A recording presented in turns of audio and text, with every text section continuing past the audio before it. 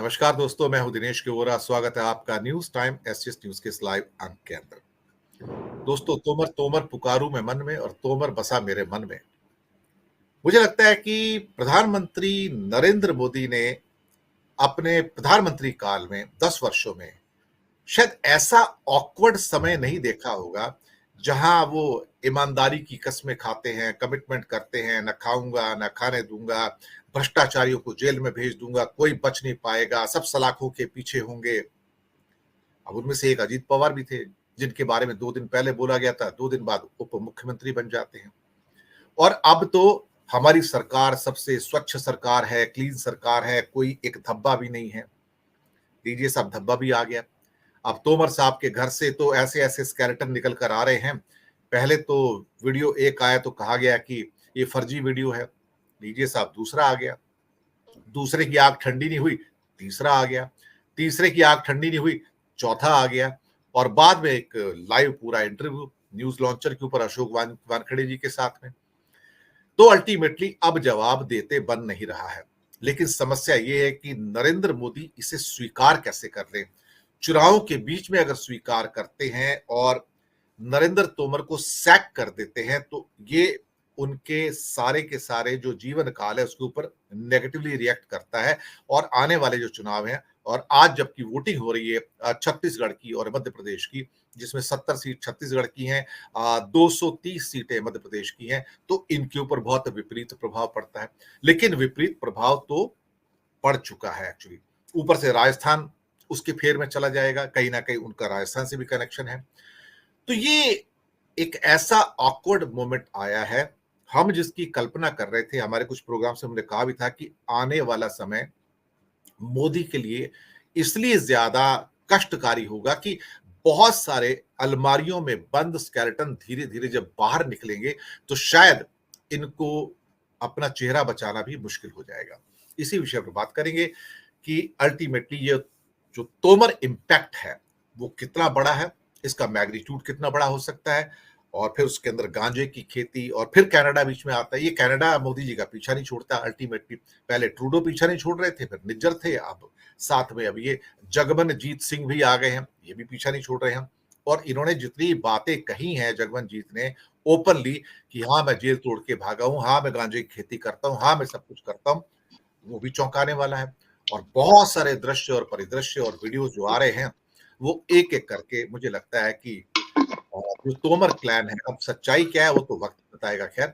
लेकिन धीरे धीरे करके उसको वो एक किस्म से जो परत दर परत जो खुलती जा रही है, कितना सच है कितना झूठ है तो वक्त बताएगा। लेकिन ये सारी परतें बहुत बड़ी परेशानी पैदा करने वाली हैं।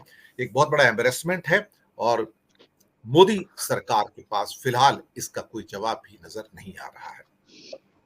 इस विषय के ऊपर बात करने के लिए जो विद्वान आज हमारे साथ मौजूद हैं, आज जो इस समय जो 3 विद्वान हैं, वो तीनों ही मध्य प्रदेश के महाविद्वान हैं। स्वागत करूंगा डॉक्टर प्रकाश हिंदुस्तानी जी का। बहुत बहुत धन्यवाद कि आपने वक्त निकाला sir. Doctor Rakesh Pathak ji, sir बहुत बहुत धन्यवाद कि आप आए। आज शायद आप ग्वालियर में हैं, वोट देकर आ रहे हैं। और राकेश अचल जी, वरिष्ठ पत्रकार, सर आपका भी बहुत बहुत स्वागत है। प्रकाश जी, पहले आपके पास ही आ जाता हूँ। आप इंदौर में हैं, राकेश जी आज वैसे तो भोपाल में रहते हैं लेकिन ग्वालियर में वोट दिया है। और राकेश जी वैसे भी, राकेश अचल जी भी ग्वालियर संभाग से हैं। तो प्रकाश जी, क्या हो क्या रहा है अल्टीमेटली? ये तो किस्सा बिगड़ता चला जा रहा है सर, परत दर परत। और फिर जो शख्सियत है वो कहती है 4 तो वीडियो जो ट्रेलर हैं, अभी तो बहुत कुछ आना बाकी है, एक के बाद एक के बाद एक। ऐसा लगता है कि पूरी किताब ही खुलने जा रही है। सर कुछ बताइए, अपना जरा टिप्पणी रखिए इसके ऊपर। और आप वोट दे के भी आए, सबसे पहले तो मैं आप तीनों का आभार भी व्यक्त करूंगा। और मैं सभी लोगों से जो हमारे मध्य प्रदेश के, बहुत बहुत धन्यवाद आप सबका, राकेश जी भी और प्रकाश जी भी और अचल जी भी, वो सब हमारे जो दर्शक जो छत्तीसगढ़ से हैं, मध्य प्रदेश से हैं, तो मैं आपसे हाथ जोड़कर निवेदन करूंगा कि अगर आपने अभी तक मतदान नहीं किया है और आप परिवर्तन की आशा करते हैं तो कृपया करके घर से बाहर निकलिए। घर बैठकर परिवर्तन नहीं होते हैं। परिवर्तन तभी होते हैं जब आप मतदान केंद्र पे जाते हैं, अपने अधिकार का उपयोग करते हैं। तो अगर नहीं निकले घर से तो कृपया करके घर से बाहर निकलिए। हम नहीं कहेंगे किसको वोट करना है, लेकिन जाइए, अपने मतदान का जो अधिकार है उसका उपयोग कीजिए। प्रकाश जी। सर, ये जो चल रहा है ये बीजेपी की करप्शन सीरीज है। वेब सीरीज की तरह आप लगातार एक के बाद एक फिल्में देखते जाएंगे, इसमें कोई नयापन नहीं है। और दाग की बात आप करते हैं, लेकिन दागों से अगर पूरी चदरिया ही काली हो गई हो तो उस पर कहां से दाग लगेगा? क्या येदियुरप्पा को आप भूल सकते हैं, जिनके बेटे को बीजेपी ने प्रदेश बीजेपी का अध्यक्ष बनाया? क्या बेल्लारी के रेड्डी भाइयों को भूल सकते हैं? क्या हिमंता विश्व शर्मा को भूल सकते हैं, जिन्हें उत्तर पूर्व का सीएम कहा जाता है? अमित शाह कहते हैं कि उत्तर पूर्व के 7 राज्यों के सीएम वही हैं, जो अनेक घोटालों के जन्मदाता रहे हैं, जो अनेक घोटालों के माई बाप रहे हैं। क्या आप हिमंता विश्व शर्मा को भूल सकते हैं? क्या आप मुकुल रॉय को भूल सकते हैं, जो बीजेपी में आ गए थे? क्या आप रमेश पोखरियाल निशंक को भूल सकते हैं, जिन्होंने मानव संसाधन मंत्रालय में रहते पता नहीं क्या क्या काम किए? क्या आप नारायण राणे को भूल सकते हैं? एक से बढ़कर एक नवरत्न है बीजेपी में। तो तोमर जी अगर उसमें छोटे मोटे एक एक्स्ट्रा के रूप में है तो कोई बहुत गंभीर बात नहीं है बीजेपी के लिए। आप यहाँ बैठकर, मुंबई में बैठकर, या हम अपने इस कार्यक्रम में बैठकर चिंता व्यक्त करें कि आखिर क्या हो रहा है, क्यों हो रहा है। लेकिन देखिए, करप्शन के बहुत सारे आयाम हैं। एक तो आयाम वो है जो कानूनी रूप से गलत है, करप्शन है। लेकिन एक और रूप है जो अनैतिक है। जो कुछ आरोप लगे हैं माननीय नरेंद्र सिंह तोमर पे, वो बहुत गंभीर हैं। शुद्ध भ्रष्टाचार तो है ही, अनैतिक भी है।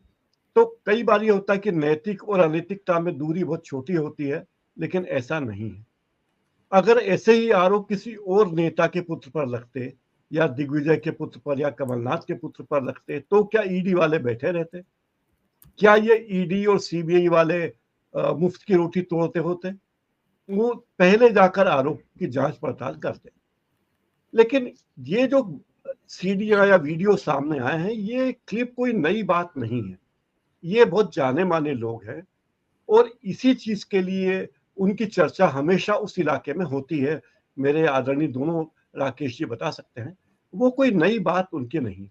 आप बोलिए कि किस व्यक्ति के घर में शादी हो और वो 50,000 लोगों को दावत दे सकता हो, जो शादी में 200-400 करोड़ रुपए खर्च कर सकता हो? कौन व्यक्ति है, कौन सा नेता है?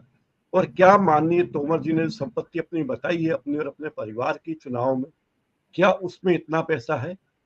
तो ये सारी चीजें जो है, भ्रष्टाचार एक शिष्टाचार था पहले, लेकिन अब ये शिष्टाचार से भी ऊपर उठकर सामान्य चीज हो गई है। भ्रष्टाचारी बहुत बुरा है अगर वो विपक्ष में है, भ्रष्टाचारी बहुत बुरे हैं अगर वो विपक्ष में है, भ्रष्टाचारी बहुत अच्छे हैं अगर वो बीजेपी में है। तो ये तो गोल्डन रूल बन चुका है पिछले 10 साल में कि भ्रष्टाचार की परिभाषा अलग है। ये कोई मनमोहन सिंह या यूपीए की सरकार है नहीं कि जिस नेता पर आरोप लगेगा उससे इस्तीफा ले लिया जाएगा। 2G हो या कोयला घोटाला हो, या जो कोई भी आरोप लगा उसका इस्तीफा हो जाए, ऐसा तो है नहीं। ये कोई वो सरकार तो है नहीं जो आरटीआई जैसा कानून लाए। ये कोई वो सरकार नहीं है जो लोकपाल के लिए बात करे। ये तो सारे रिवर्स, ये पूरी नदियां उल्टी जा रही हैं। गंगा वापस गंगोत्री में जा रही है, जहां से निकली थी, लेकिन गंगा उल्टी चल रही है। अब वो गंगोत्री में वापस जा रही है, उल्टी गंगा बह रही है। नर्मदा जी वापस अमरकंटक की ओर जा रही है, खाड़ी से निकल के वापस अमरकंटक। तो पूरा ये परिदृश्य है। और गुजरात की यही शैली है, गुजरात की शैली है। हमारे अमित शाह जी अभी मध्य प्रदेश आए थे, हमारे देश के माननीय गृह मंत्री। उन्होंने कहा कि मैं व्यापारी आदमी हूँ, मैं जैन हूँ, और मैं सबका भला चाहता हूँ। खाओ और खाने दो, जियो और जीने दो में यकीन करता हूँ। उन्होंने खाओ और खाने दो नहीं कहा, लेकिन जियो और जीने दो का आशय आप समझ सकते हैं कि आप भी खाओ, हम भी खाते हैं, खुश रहें, और किसी न किसी तरह अपना जीडीपी बढ़ाएं, अपने कारोबार का जीडीपी बढ़ाएं, टर्नओवर बढ़ाएं। क्यों आप चिंता करते हैं? देश में तो ऐसे ही चलेगा। माननीय दिनेश जी, इतना ही। जी, बहुत बड़ी बात कह दी आपने।